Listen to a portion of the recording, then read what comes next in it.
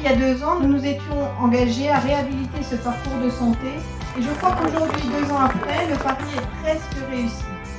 Donc je tiens à remercier les salariés de la société Eurovia qui ont procédé pour plus de 80 000 € à la requalification du chemin pédestre par des travaux de piochage et de rechargement de la piste d'une part, et d'autre part qui ont recouvert l'ensemble des 2 km 700 de piste en poussier sur une hauteur de 5 cm.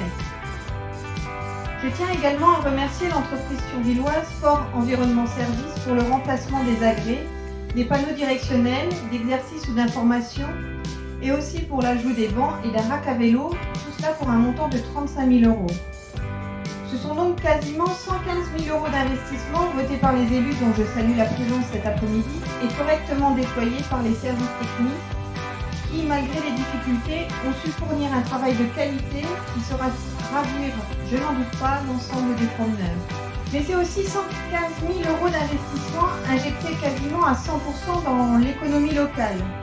Peut-être l'avez-vous remarqué en faisant le tour, mais les agrès ont été fournis par la société Rondino. C'est une société française avec du bois français, dont un des 3 sites de production est situé à Coussé dans les Vosges. Donc nos investissements sont utiles également pour cela.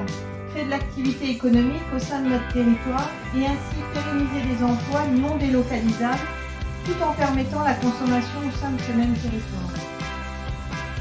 Vous le savez certainement, mais en 2019, une grande partie des arbres le composant a été infestée par les insectes qu'on appelle les scolytes et qui petit à petit, en se nourrissant de ces arbres, les ont rendus morts si bien qu'il a fallu les couper. Et donc à travers cette inauguration, j'aimerais vous annoncer qu'un partenariat a été conclu avec l'ONF avec le fléchage d'un budget de quelques dizaines de milliers d'euros pour le reboisement de ce parcours de santé et ce dès 2022. Enfin, avant d'en terminer, j'aimerais faire un point sur ce qui va un peu moins bien. Ce problème, c'est celui des chenilles processionnaires. Depuis juillet 2020, nous faisons notre maximum pour en réduire les colonies.